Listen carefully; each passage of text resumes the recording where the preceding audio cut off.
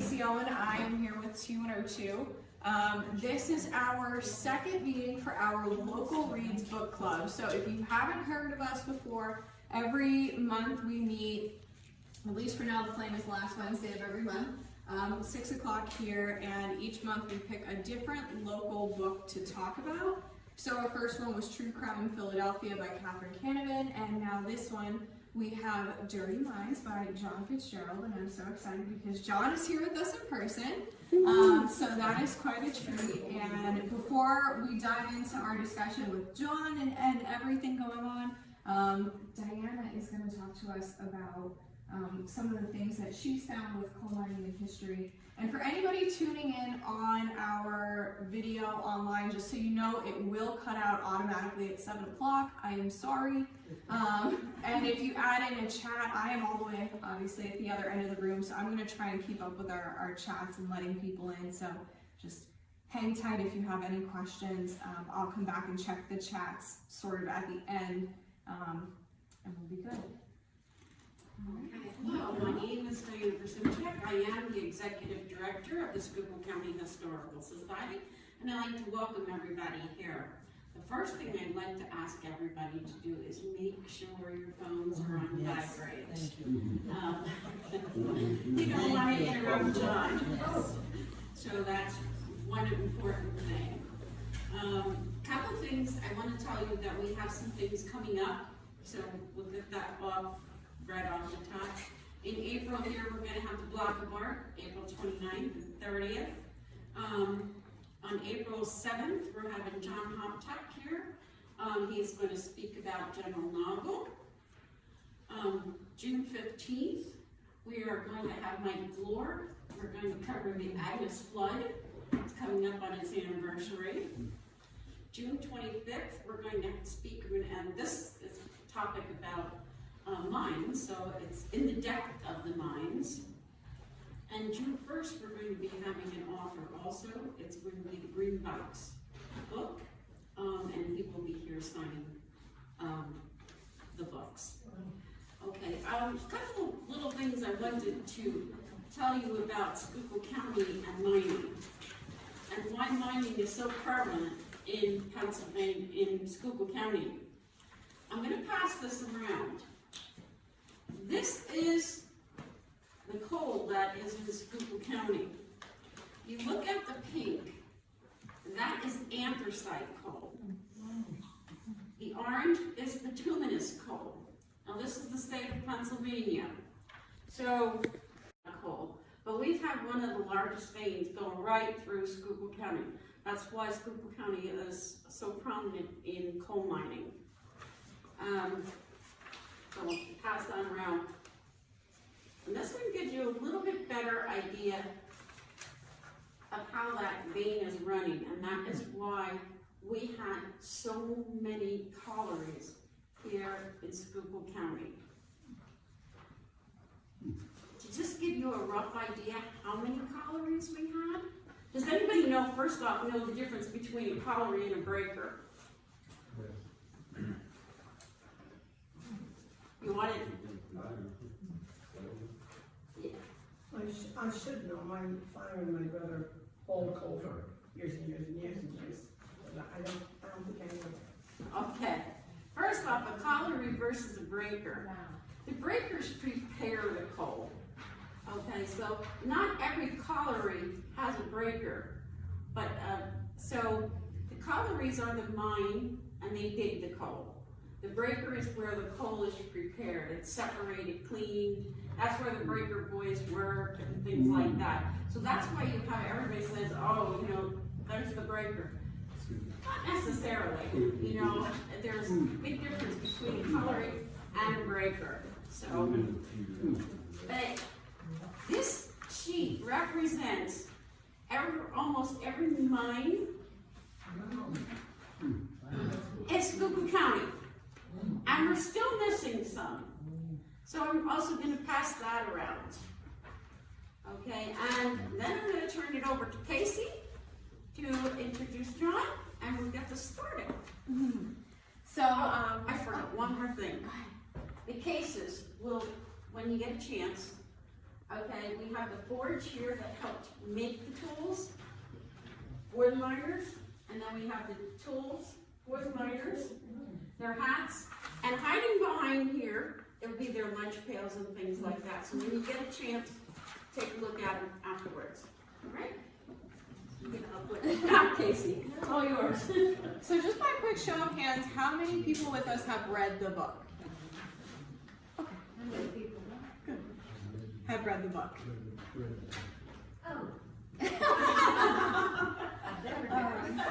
Great. So I just have a couple of questions. Would you like to start off with how you did some of your research and things that you found while writing the book? Yeah, I think the question would be, why did I write the book? Why did you write the book? And when I look around here, this is the reason I wrote the book, is that because I grew up in just north of Scranton, and people I grew up with, their families, uncles, my grandfather worked in the mines. But if you told me my uncle was an astronaut and asked what he did, I'd say, well, he flew in an spaceship and went to the moon. That's about all I could tell you about, and that was about as much I knew about my grandfather. And that he worked in the mines, and but he didn't want my father to work in the mines, nor his children. And I heard stories of the Breaker Boys and the like. And when I became interested in this, in the background, I've written 2 other books. One was about politics, the Watergate, the 25th Amendment and the like. And it was kind of fascinating story and the research. And I was because of the internet, we could go back and you can find so much information. And then the other book was about growing up in northeastern Pennsylvania. But when I thought when I wanted to look at doing something was I'd heard these stories about coal miners. And I grew up in the area and I didn't know much about it. I just said I knew as much as I did about an astronaut. I didn't know anything about astronauts. But I recalled these people I grew up with, their uncles, their grandfathers, and I heard stories. And I moved back into the area, and as I grew up, but the coal mining industry in Scranton, like Pottsville, is gone. And but I came back and I wanted to find out what it was like, and but it was, and the research that I initially did was very technical. How many tons coal was, and anthracite coal versus bituminous and this, that, and everything. But I think it would be difficult unless you really had a historical, an inquisitive mind. But the coal industry, like so many, it involved human beings. As I said, people like your folks, like you folks, have had friends, relatives that worked in the mines. And I'd like to start by just reading the opening of the book. And because I was puzzled, how was I going to do it? I had to make it a story interesting. And the opening of the book is, it starts, it says, his father is just a dirty coal miner from the west side. Damien overheard the boy whispering about him as he cringed at his desk. And the other kid says, he doesn't belong here at Scranton Prep. Those horrific few words had a lifetime effect on the young boy taking an entrance exam to Scranton Prep. That Saturday morning was a long time ago, and yet they spurred in him those words spurred him to accomplish great success. Yet he still was affected in his soul, like a stain he could never eliminate. In spite of all he accomplished in his life, he was the son of a dirty coal miner. And this was Judge Damien D'Angelo as he stepped out of his memory and returned the attention to the subject at hand. He was sitting in an exalted position of authority, while soberly listening to the impassioned pleas and petitions of his former law partner, Peter O'Malley.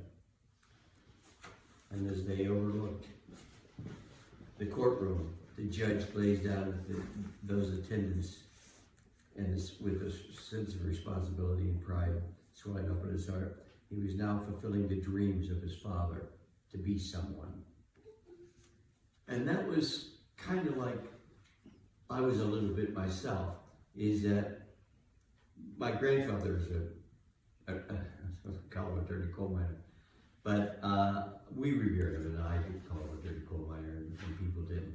But when I got into the research of the book, that was kind of the image of coal miners throughout, not only in America, but other countries as well. They were held in a lower esteem than the chimney sweeps. And yet they were heroic and dedicated, and they were good family people. And that's what this book was about, was to shine the light on these heroes, these unsung heroes that built not only this country, but the world. Because coal in itself was, for thousands of years, the only fuel was grass and wood. And then as time went by, they found out that you could, the Chinese burn coal, the Romans burn coal, but they couldn't get it out. You could get it out of the ground, but it had to be moved to where it was going to be used. And that's where the English came in, and they developed almost like nuclear technology we have today, which was so secretive. They developed the technology of getting the coal from the earth, putting it on boats, and then transporting it to where the factories were and the like.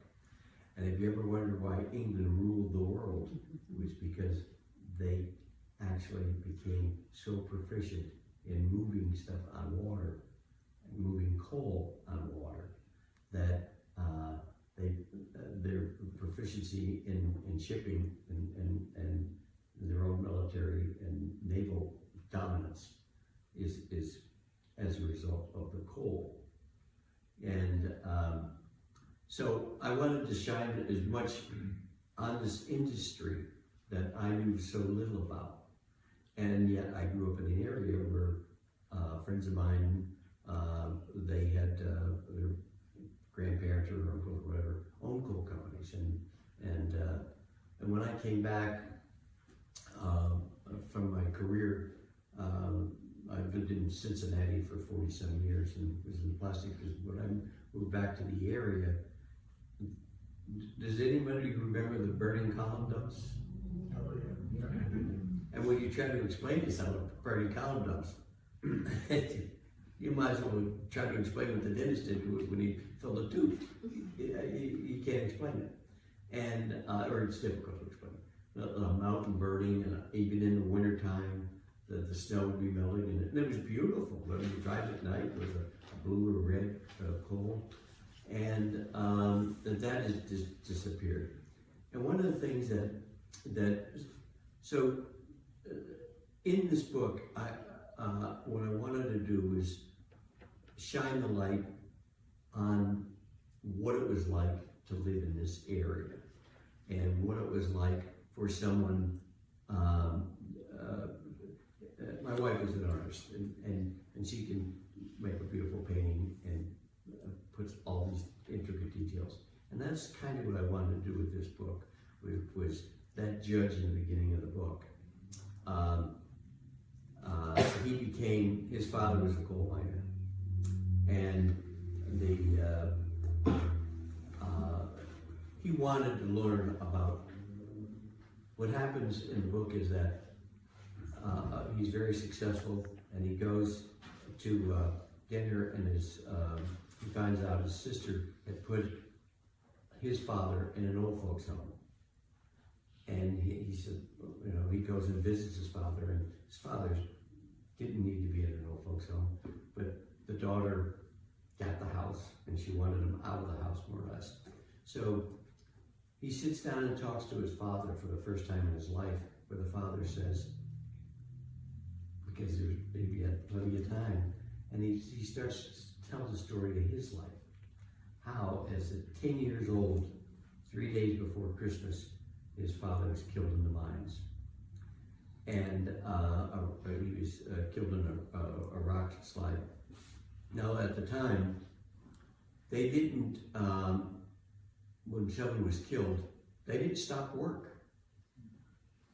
They would, at the end of the shift, they took his father, put it in a wagon, and dropped it off on the way home. And all these stories in this book are stories from people that have told me their life stories. And I imagine most of you here, not all of you, could tell me stories and have stories that are just fascinating. And this one woman who was a friend of ours, and she told me the story was her grandfather, and he was 10 years old when they brought his father home. And it was in December, 3 days before Christmas.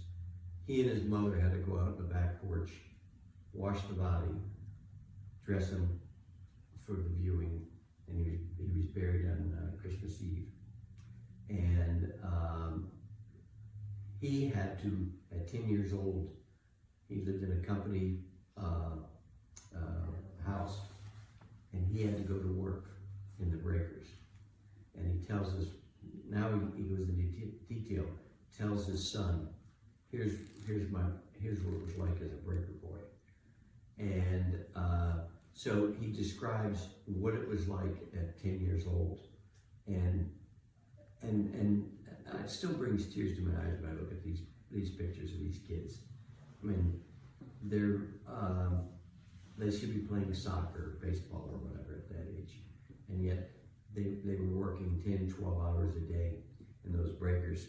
And those breakers are sometimes 18 stories high.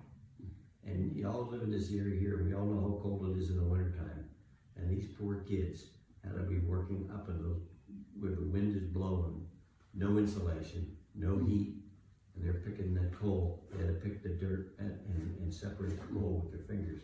Their fingernails would be worn out. They couldn't wear gloves because you couldn't feel the difference. And the breaker boys themselves were just like any other item that in a farm or in the mines.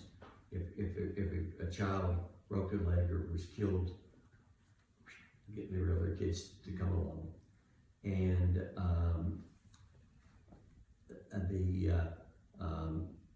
like a mule was $600. That was a lot of money back in those days. Well, a kid was nothing. You just bring another kid. So it was cheaper so there was no, almost no compassion. And yet reading, and because of the internet, I was able to go in and find out articles in newspapers and in diaries and stuff like that. So I had first-hand warm stories, just like the woman told me about her grandfather who was killed, and the other boys. And it's amazing how these kids grew up. And they didn't become, they didn't have the drug lords or whatever we have today, but they became responsible citizens. They worked, and they filled with careers, and they were a proud. You could almost see the pride in the faces of these kids, the jobs that they were doing as kids, and then they went down in the mines. And I was I served in the paratroopers in Vietnam, and when someone did a heroic act or something, they got medals and stuff like that. But in these coal mines, there were heroes that gave their lives, sacrificed, and rescued and monumental things that they did. Unknown, unreported, just the people who knew how these heroes were their fellow miners, not their families, not their children, not the newspapers. It was just word of mouth and witnessing. And I found so many witnesses of stories like that. And the object of the book is to shine the light on what these miners did, and starting out as a breaker boy. And then, if you're good and you're 12 years old, they allowed miners to work in underground at 12. So they would go down, and the next job that they would have would be as a nipper, it was called. And in the mines, they have systems that you have to pump air into the mines completely, and they have doors to keep the flow of the air throughout this mining system. And these boys would have to sit there at 12 years old, 10, 12 hours a day, the little candle. If that candle went out, there was no shades or no light, no nothing. And plus 10, 12 hours a day. Imagine sitting there it's just mind-boggling, and yet they did it, and they did it for 25 cents a day. And and if a mule would come along and they didn't hear it or dozed off, and the door open, it would kill the kid or knock him, break his bones or whatever. And there again, they just throw them out of the mines. And then the next job, if they were good at that, they would maybe when they're 14, when they're agile and fast, they would become what was called a spragger. And those coal cars didn't have brakes on them. So if you're going down an incline or whatever, they would have, there was no brakes on those cars. So how they would stop them is they had it was almost like the size of a little larger than a bowling pin, but it was wood, and these boys would run alongside that coal wagon, and they wanted to stop it, they had to throw that under that wheel, and that would slow down and stop the coal wagon. And if the wagon, but there again, many trips, falls, whatever, and you're alongside of that wagon, that coal wagon, off goes an arm or a leg, or fatality. And so the death rate was very high for those spragger boys. And then the next step up in the mine itself would be if you were lucky and made it through, would become a mule driver. And working with the mules was hazardous also, because the mules are finicky animals that kick. They could kill anybody, and the constant travel through the mines was very, very dangerous. Most people in the research I found out that everybody would think if there's a mine cave-in that it kills so many people. Well, the mine cave-ins didn't kill as many. The biggest fatalities were the shafts, where I talked about the air. They'd go from, it was called a lattice system, where you had these mines that they would dig, and then they would separate them by blocks that would keep the ceilings, the roof, the dirt from above. And these, if these mules underground would learn the way they would find their own ways about in the mines and the like, and the boys running them. And it was another hazard for the boys. And after the next job up after that would be an assistant miner, where you would work as a contract for a regular miner, and he would pay you out of what he got. And so the goal, of course, was like the song was written as 16 tons, and that coal miner might get, if he loaded 16 tons, I think it was like $2.30 a day he would get, and then he would have to pay his helper maybe 70 cents a day. And that's the way that the mine itself, the coal miners progress from working in the breakers down in the door nippers, the spraggers, the drivers, and then the miners, and then they edged a living. When I was doing research, one of the things I couldn't understand, when I was doing the research and the like, when reflecting on the stories, why would these men do that? You know, it was such a horrible job. In the dark, and if you've ever been in a mine, it's just frightening. I've gone on tours, but I mean, just under, you know, going down to those shafts 600, 700 feet deep, and if anything ever happens, you know, it's, and but they did it, and when they came to this country, I couldn't understand.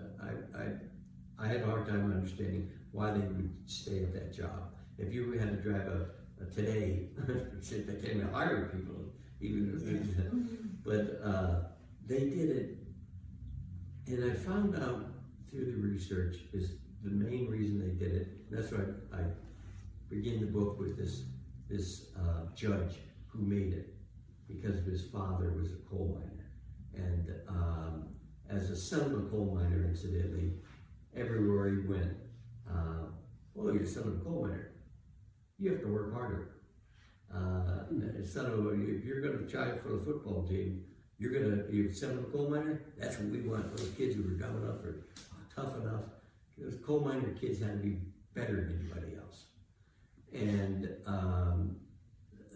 because a coal miner was dumb, and yet when you see all these tools and all this stuff that's developed by these people and how they carried on that career and built an industry without sophisticated engineers to do this, develop all these tools and the like. But but the coal miner himself, as the generations came in, they did it almost like in the military, where we ever seen where a soldier will run over and drop over a barbed wire fence so the other guy can run over them. And that's the way these generation of coal miners were, is that they did not want their children. Because in the old country, if you're a coal miner, your son was going to be a coal miner, and his son, and his son. And if you were driving a bus, your son was going to be a bus driver. Or if you're a butler, your son was going to be a butler. But in America, it didn't matter if you're a coal miner. Your son could be a doctor, a lawyer, whatever he wanted. And that was the sacrifice that they put up with. So their children wouldn't have to be coal miners. They became coal miners, so their children wouldn't have to be coal miners. And one of the things that was so interesting is that when I found out about as horrendous as coal mining is to what we think it is, which it was, where they came from was much worse.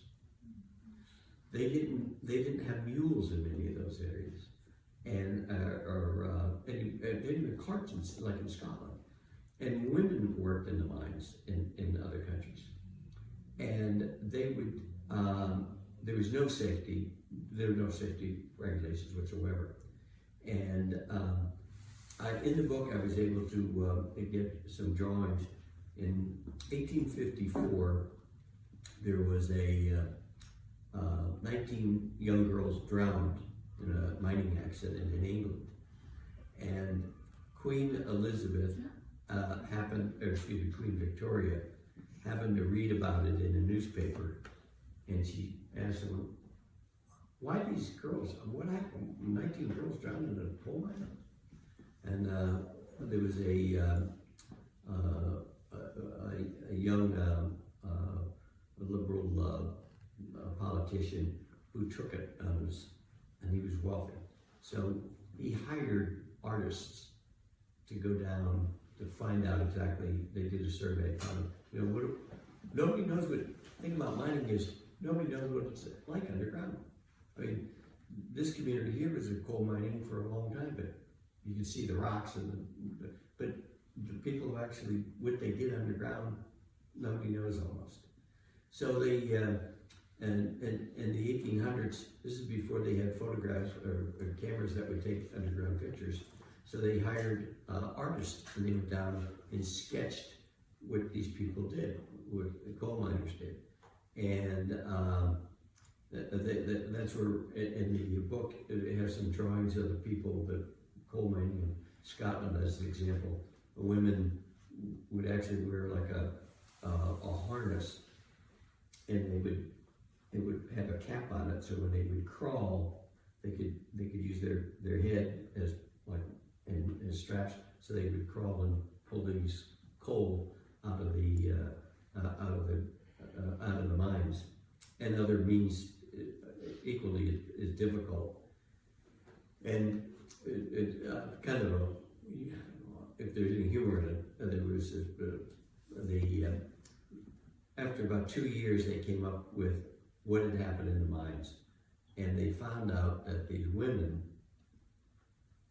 these hussies on the ground, were wearing trousers. And when the Queen Victoria found out that they were wearing trousers, that was the end of coal mining for women in England, period. They did that about how many were killed or anything else, but because they were wearing trousers, that eliminated underground mining for women. And one of the things about the in the research of the book was I lived just north of Scranton, but in Scranton you have sections like Duryea. Duryea is maybe 2 blocks wide. And as a kid, I remember, my father lived in Oliphant, and that's where the Irish were from, in Oliphant. And next to Oliphant was Dunmore. And then, but each town in this little valley, they would have their own fire company, their own police force, their own schools. And they're only 2 blocks wide. And when I came back as an adult, I was thinking, well, towns are separated, but these towns are, and I found out the reason they were that way, because the first coal miners that came into the area were the English, because I mentioned they had developed coal mining and deep coal mining. So they brought the English in to oversee coal mining, and then they brought the Welsh in, because the Welsh and English in the same country. But then the Welsh, just back I would say, Welsh food was getting $2 a day. Well, they found out if you bring the Italians in, they'd work for $1.80 a day. So then the Italians, they moved them in, bring Italians in, and they'd all settle in the area, say, like Dunmore. So to this day, it's all Dunmore.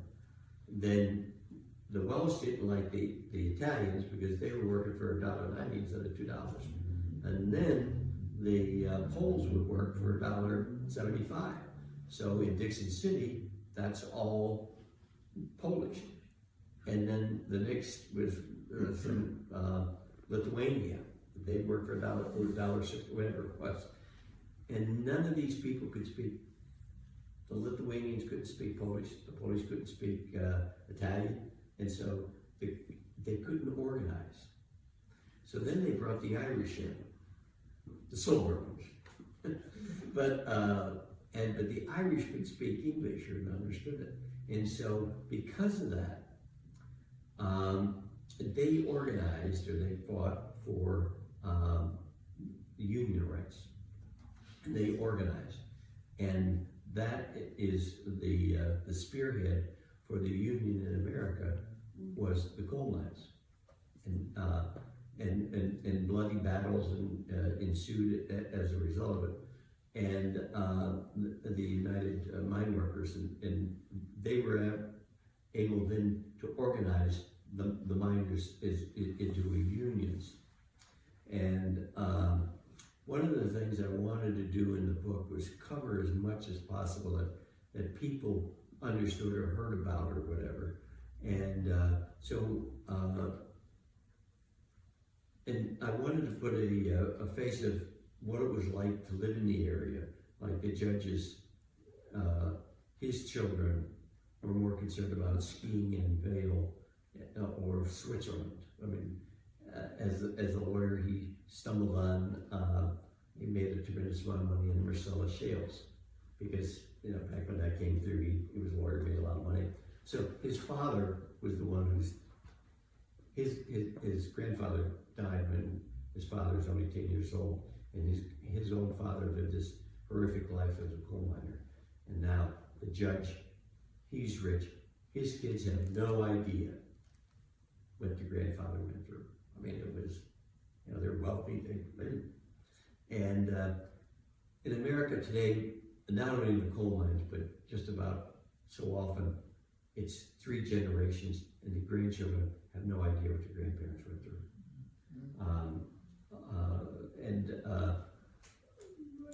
I'm sure we well have experiences when your grandkids, they're on a computer or something, and like an alien, you know, but so I tried to relate the book so that the coal miner relates the story to his son, and then it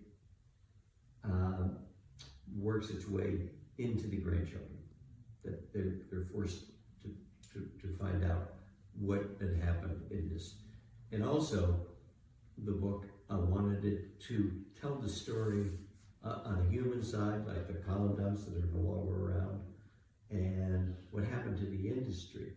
And you know, the industry itself was probably twofold. One was that the efficiency in cleanliness. Everybody in the 50s, coal became dirty.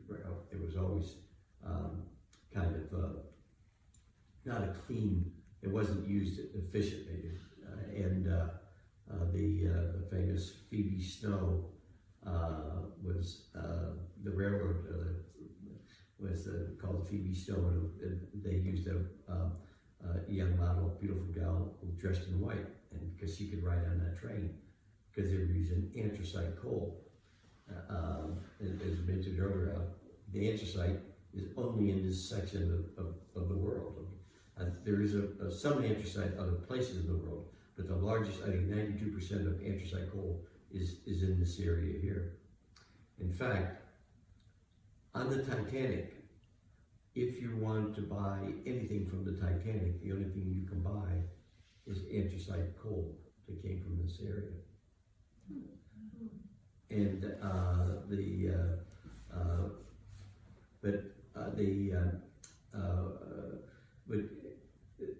getting back to the story of it, is that the cleanliness and the efficiency and the abundance of oil crept into the market.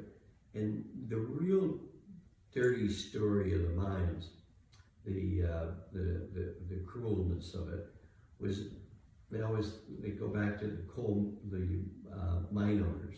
The mine owners, from what I've read and researched on it, was they weren't bad. You know, they ran the mines, but the real culprits were when the bankers bought out the mines and the railroad. With the Molly Maguires, the atrocities that were committed against those people. If you remember, did anyone see the movie The Molly Maguires? Sure. And McFarlane, an Irishman, and the movie, and in most stories, he infiltrated and got information out of other people. And the research that I did was fascinating afterwards, because I traced him where he went afterwards. And we found out, and before he got here as well, is that he was a habitual pathological liar. And he was finally caught, and I think it was in South Dakota where the governor was assassinated, and he tried the same lies that, but when William Jennings Bryan was the opposite lawyer, and he called him out and proved what a liar, habitual liar he was. And he's responsible for multitude of deaths. But reviewing the trial of the Molly Maguires, the Molly Maguires were investigated by the coal police. They were arrested by the coal police. They were incarcerated by the coal police, and they were prosecuted by the president of the Reading Railroad. And they used the state building for it, and it was a prison for it. But it was all done with private money. A travesty of American justice. And they finally, I guess Governor Schapp pardoned Jack Kehoe. But and I remember when in doing the research, because of the computers, you can find the articles that were written at the time. And even today, we have a tendency to not trust the news media as we did probably when I was a kid at any rate. So we question that, fake news, it's called, or whatever. But back in those days, the railroad was the biggest advertiser on their, and they controlled a lot of businesses, and they were the control. So they wanted the trial and the like of the Molly Maguires was headed by the, or financed much by the newspapers.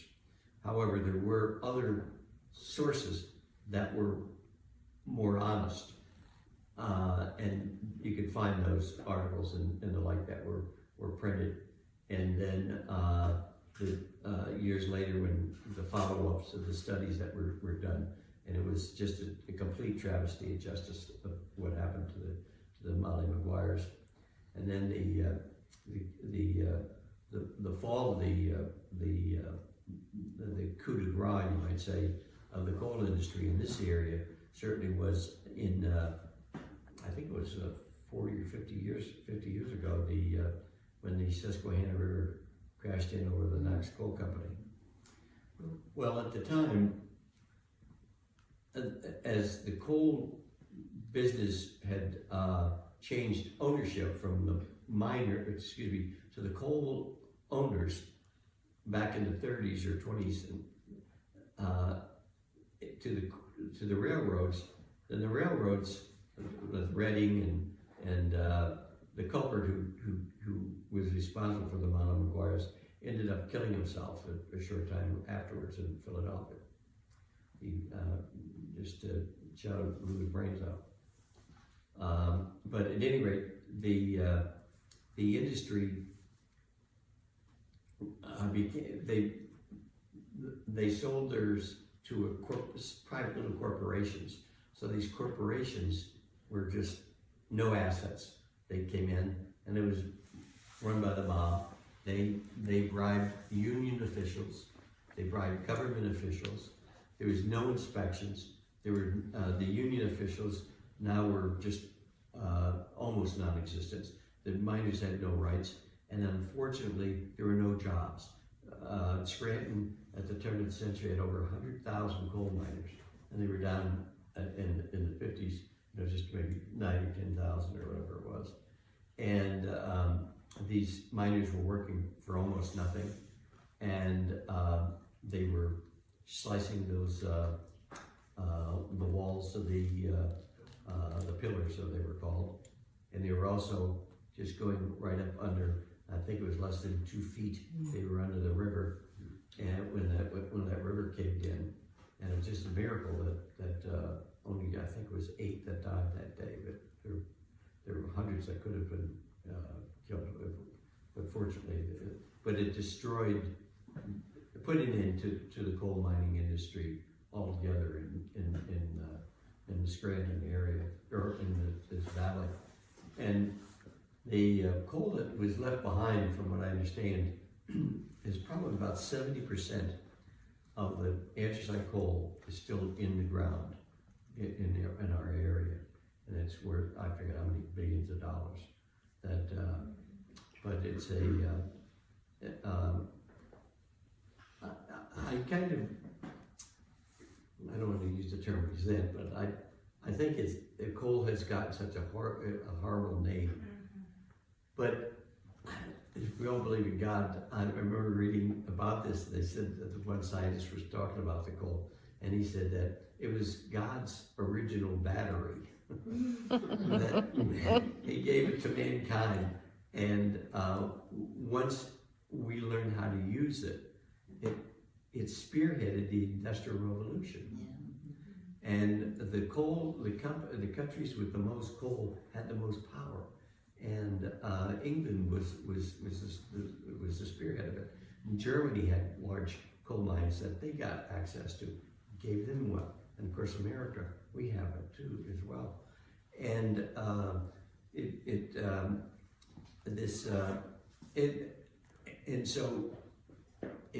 God's battery is still in the ground, you might say. Who knows? Maybe someday they'll find a use of it. But it's the important part, and it was so refreshing and so neat to come here this evening to see this historical facility with all the coal stuff, because you don't see it anywhere else. At least I haven't seen it. Even in Scranton, they have the tour, but they have a little bit of a gift shop that, and they get millions of people from around the world go to that mine museum in Scranton, and it's a wonder. Has anybody gone to it or? Oh, it's well worth the trip up there because it goes into an existing mine, and there's a few of the older guides that actually worked in not that particular mine, but they were miners, and you get a feel for what a mine was like, at least a little bit, and it's fascinating to feel the air, the ambience, or going into that tunnel is a wonderful experience, and hopefully one of the reasons for the book was to not only capture the story of this area, but most important.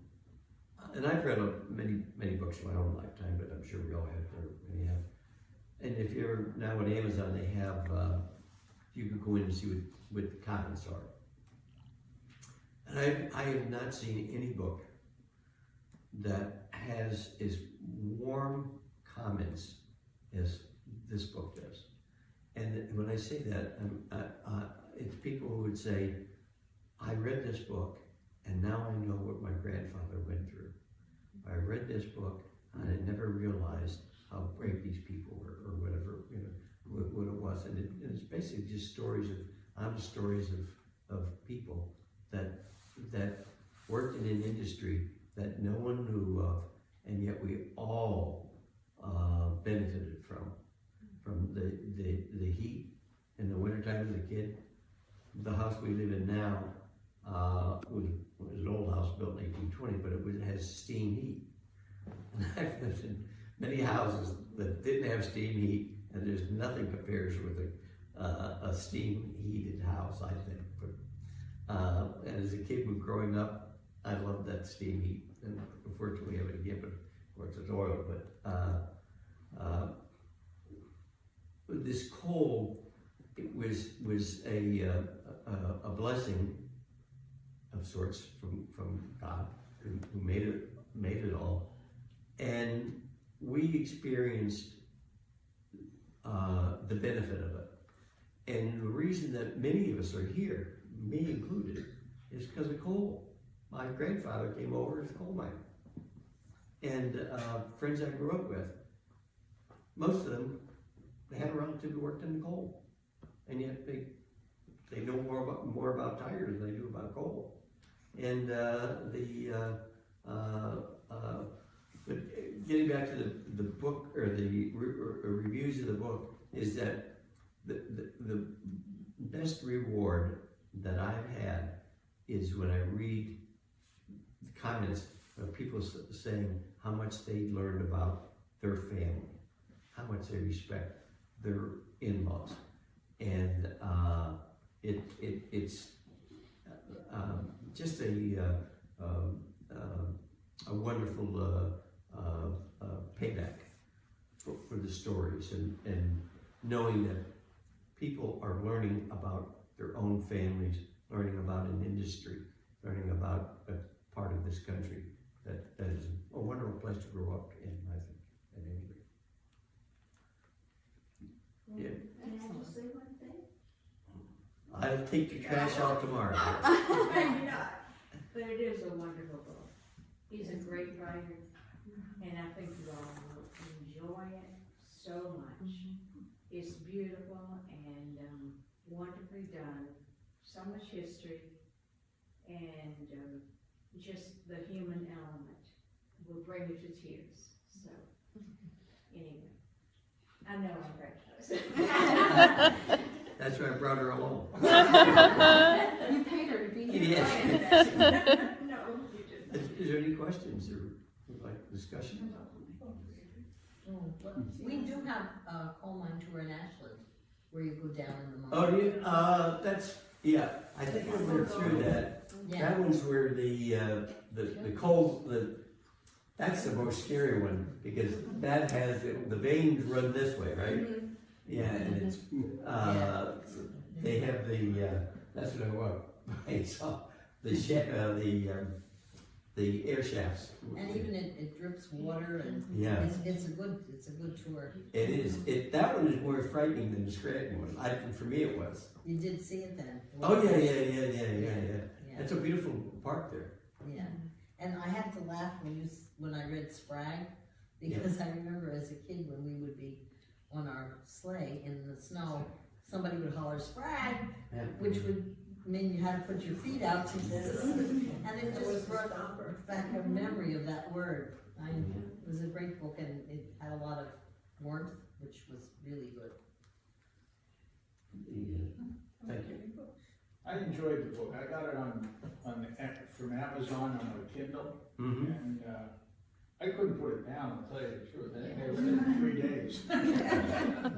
I really enjoyed it, especially the chapters where where the guy was being interviewed by the professor at the University of Scranton. That was excellent.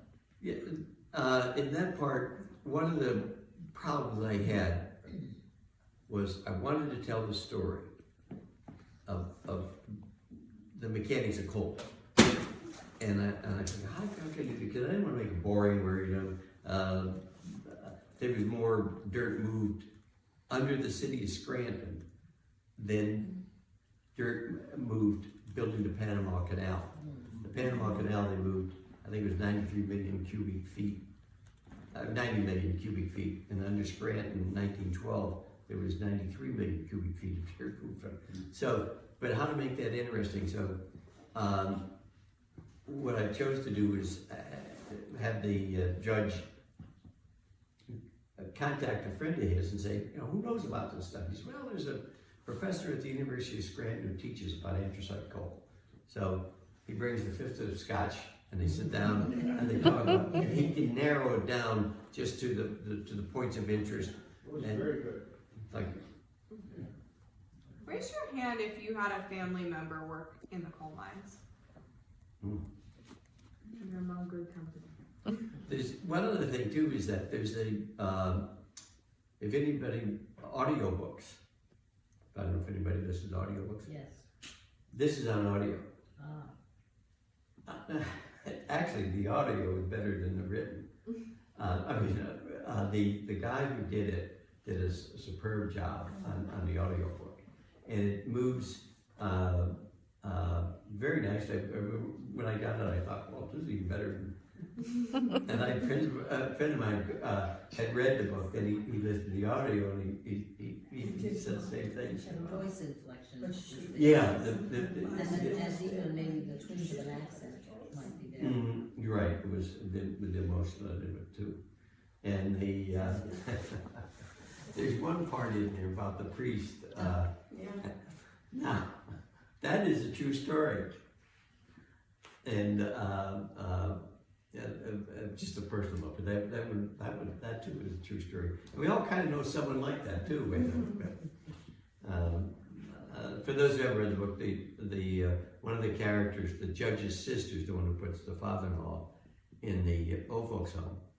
And although she's a very good spiritual, go to church every day, come to think of it, she went to mass every morning, and yet she was less than honorable when it came to family finances. But this area here, of course, this is where the anthracite coal was originally found. Correct. It was originally found here. Yeah, a rainy night, and they built a fire. Well, Pottsville says it was in Pottsville, Somerville says it was in Somerville. Every town. And I think we can all relate to how you said about how Scranton is separated by ethnicity. A lot of towns around here are like that. Especially, I'm not sure about the other towns, but I know Shenandoah especially. Everybody has their own fire company and church And barroom. and barroom. Oh yeah, that's right. Yeah, I covered that in the story because I remember as a kid you drive by and in Scranton and all these houses had a liquor license. I guess for a liquor license, but the miners would stop and get the shot of booze on the way home. A Boilermaker. Shot in a beer. Yeah, a shot of beer. That would get rid of all of the The flume. Right, flume. Right. Someday you're going back there. Is that? Someday you're going back That there. is true. Yep. Does anybody remember their parents talking about what they did, or their grandparents, or did everybody sort of grow up saying, I think I kind of know what they did, but I'm not really sure? Yeah, I my- had an uncle that he worked in the mines, and he loved it. He loved it.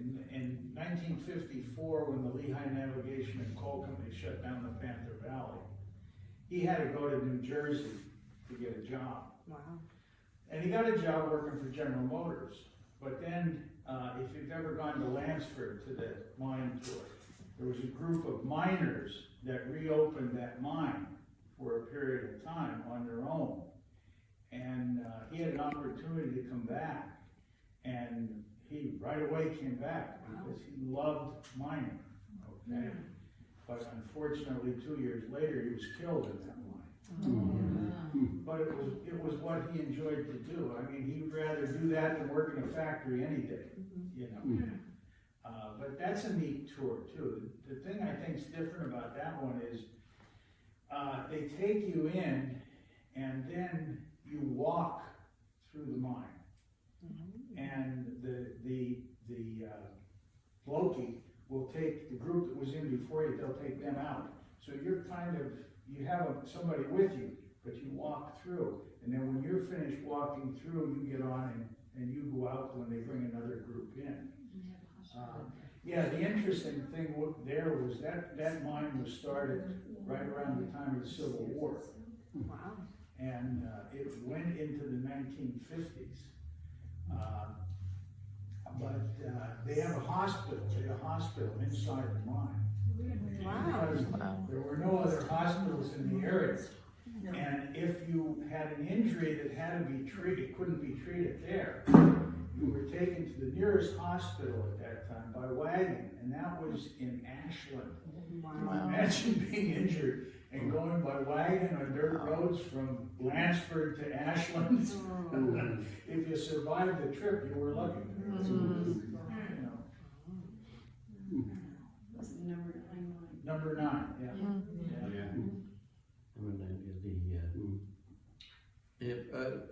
Some of those mules I was talking about, they would spend, some of them never really came out of the mines. They were down there all the time. Did anybody else get emotionally attached to the mule in the book? 'Cause I know I did. That was basically a true story that the mule turned around and it was. I think I even had a tear when I read that part myself on that one. I was like, I can't do this. Well, they were so attached to it, and one of the things about doing the story, they weren't gripers. The miners, the kids, the whole thing were not. They didn't bitch and moan about it. I mean, they did their jobs. They were honorable, and I remember the guy with the scar or the black thing on the lazy eye. And you meet some people like that, and you think, well, the guy was. For those who haven't read the book, there was one of the characters. He had he had a lazy eye to begin with, but he also had.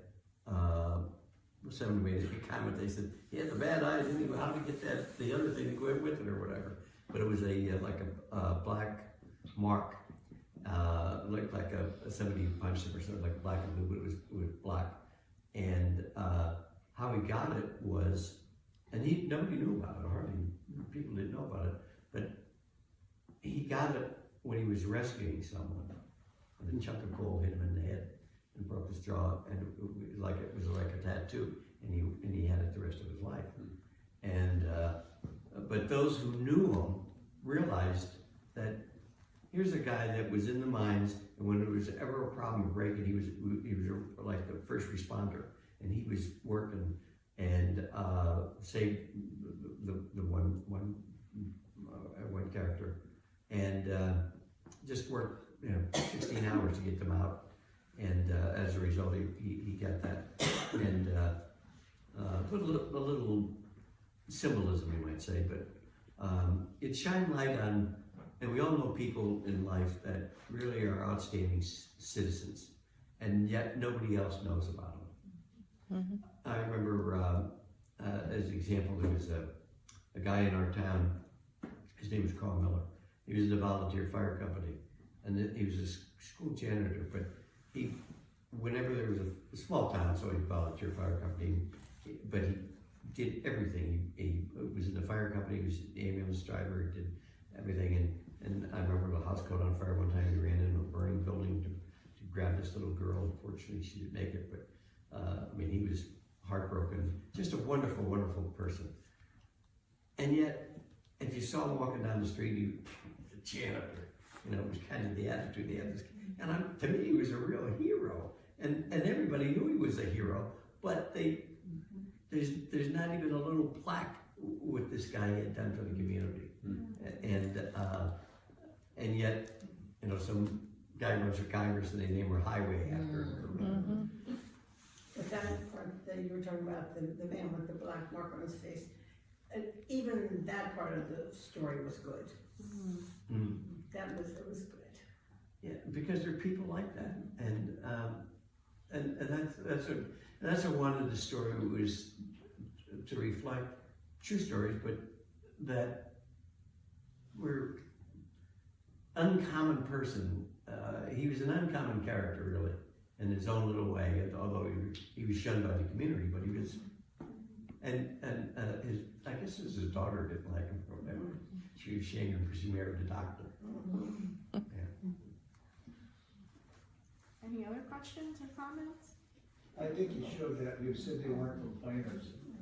The judge's father was perfectly satisfied in the old folks home. He wasn't. Yeah, right. He wasn't upset about being there. He could look out the window, and he could go for a walk and stuff like that, and he was content. But one of the things that he did, I think, was the father, when he would walk down to the mines, and just like you described your uncle, he would have gone back there tomorrow, he said. Growing up around here as a kid in the coal country, we always spent our time running around up on the mountains in the woods, around coal mines, abandoned mines going in, which was stupid. Yeah. I remember when the strippings came in, going watching as a kid, watching the Bucyrus series and the Marion shovels and stuff. Oh, that was so cool, in this area. You can still see that big one when you come off the 61 when they're doing the open pits. Yeah. Is the shovel still there? Oh yeah, it's huge. I mean, when you drive, if you make a left turn before you get to Walmart, if you come from Frackville, Mhm. and you go up over. The dark water Yeah, area, it's all open pit, it's huge. Yeah, You still see it's strip mining up where I was, but they left it. That wasn't that many years ago either. Yeah. There's a real active one still over on 209 between Lansford and Nescahoning. Strip mining? Very active Yeah. strip mine. Now they have to put the dirt back Yeah, Yeah. where Yeah. before they just, yeah. reclaim it. yeah, Out in 54, they're reclaiming too. Yeah. They're stripping. Well, in Scranton, that's one of the things, I touched on in the book a little bit, but when they took all the coal out from the ground, they just was empty. And then, when I was a kid, they joked about, they said if they ever bomb New York, Scranton, the vibration would shake the city. So they took those column dumps, and they took the dirt from those column dumps and put it back down into the hundreds of millions of dollars to do that, but they actually paid the I film. mean, after the Knox flood. Yeah, that was after, this is back in the 60s and 70s they started doing that. That's what happened to column dumps, so many column dumps. Yeah. They crushed it, yeah. Yes, Schuylkill County only has one deep mine running right now. They do have a deep, for anthracite coal. Yeah, you can still buy it, I see it on. They're doing all strip mine. They have a lot of strip mining going in Schuylkill County, but there's only one deep mine Where running is the deep one? out by Tower City. Oh, I think there's more than one deep one. There's one right here in Pottsville, right on the Gordon Trail. Oh, Is it a strip mine or a deep mine? That's a deep Oh, mine. that's a Yeah. deep one. That line goes But all I the think way Higgins and all those places still have. Because DEP only claims one deep mine. It's the only one they know. Higgins and Valley, there's more deep mines. But They're that not line the- that in you're the talking size about. of, you know, the real big mines, but there's still. Yeah, if you ever go, Gordon has a show, look up there, it's active, they're in there, they're, dumping their coal and from their chutes. Yeah. Yeah. Yeah. Yeah, because he's only claiming one. But that line that comes off the Gordon Trail, that goes all the way up under 20th Street where our cemetery is, St. John's Cemetery is. That's all under mine. Oh, that's been there And for that years. goes from that track. In fact, Scary. the Dirty Jobs, the guy that does the Dirty Jobs Yeah. on TV, John, whatever, he was in there and he was working with these guys. It was funny. fascinating. Yeah. I think a few years back or so, they were trying to eliminate, the federal government was trying to eliminate, because it's still valuable, the anthracite coal. I remember as a kid, it was $14 a ton delivered to our house.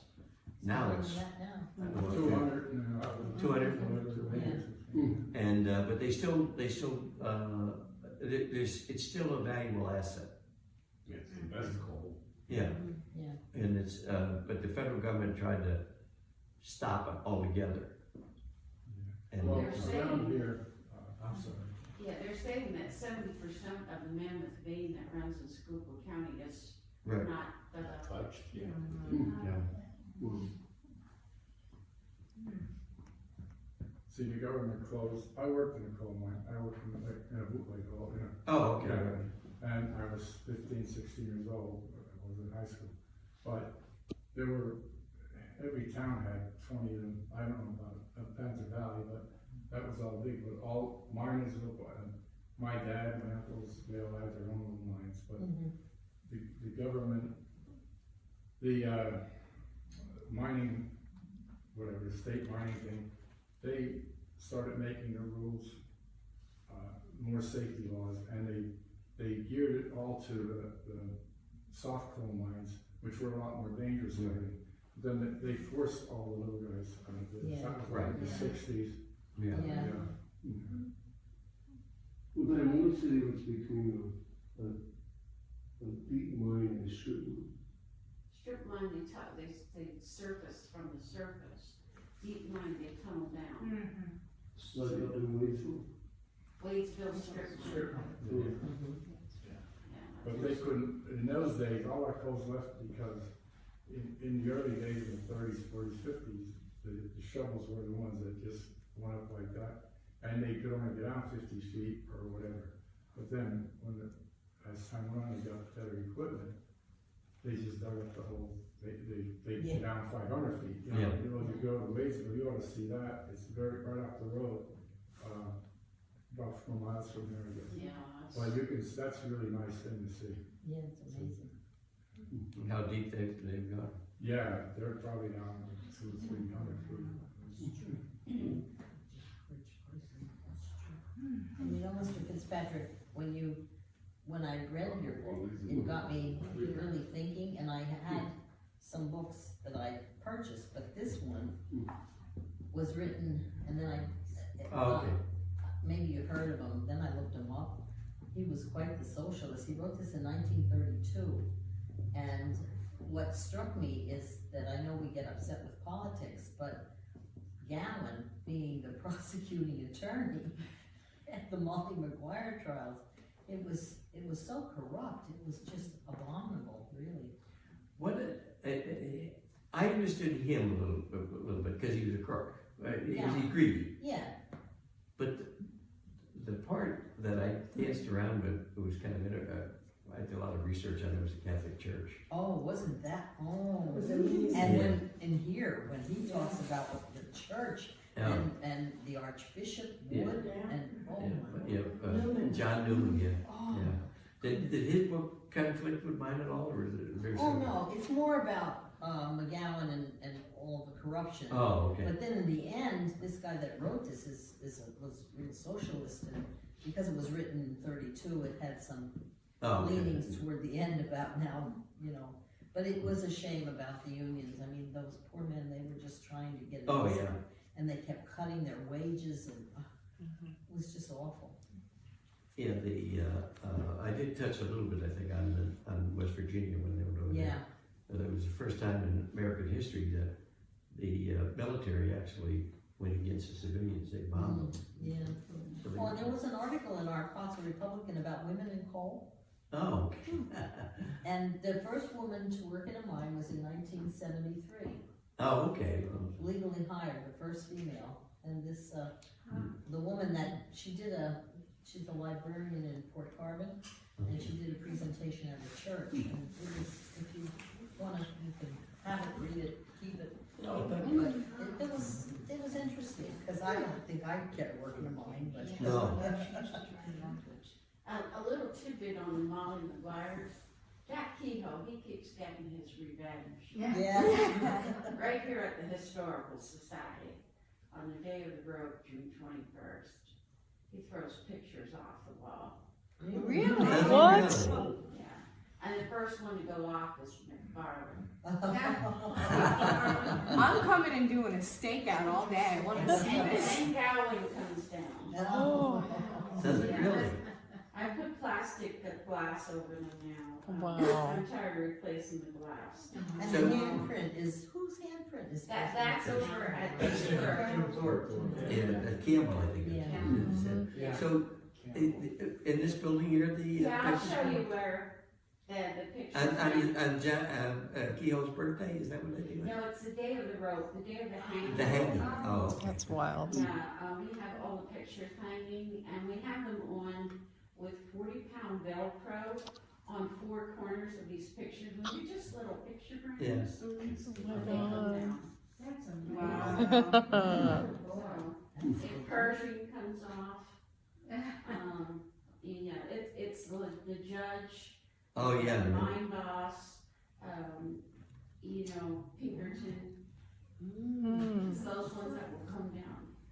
The Mollies do not come down at all. Wow. So, Isn't that we're used to it already. We've gone through a lot of picture frames. So, That's crazy. we keep Michaels busy. They know June 24th why you're coming back June in. 21st. Oh, then they know June 22nd why you're coming back in. Mm-hmm. There's a place like northern Dauphin County, place called Stony Valley. I like to hike there a lot, and on top I believe it's the Shark Mountain there's an abandoned shovel up there, old steam shovel. It's probably there since the Depression. And they say the coal, that's that kind of the end of the coal fields down there, and it wasn't a really good grade. And the thing broke down, and being that it was a Depression, it wasn't worth fixing it. And it sat there for years, and then eventually that area became state game lands. It's game lands 211. And they hired somebody, I believe, from Tower City to take it out of there. And it's all grown in. There's no way to really get out. Like, there's no road or anything. It's a hike. You have to actually hike the trail. And I think they said the guy has some gears that's sitting in a garage in Tower City, and some of the gear work out of it. But the rest of it's still on the mountain, rusted away. And the bucket is on the ground, and the tree grew up around it like the bucket is encased with this tree. That's how long it's sitting there. And it's called the General. I guess the General is the name of the company that made it. But it's not easy to get to, but it's a neat hike. Locally, there's a Walmart that was built many, many years ago, and the property was Jack Rich, so they leased it to Walmart Corporation. And while they were digging for the Walmart Corporation, this massive expanse, they found a Loki. They would bury the Lokis at the time of mining because it was cheaper. He reclaimed it, and before Jack Rich died, he had it in his museum. It was being rebuilt inside the museum. A Loki, a locomotive. Oh. They would bury it in the mine, Oh, really? and instead of taking it, but he reclaimed it before he died, and it's a beautiful piece of history. Wow. But yeah, you've heard of it, but you've never actually seen one. No. Yeah, it's an amazing thing. They're massive.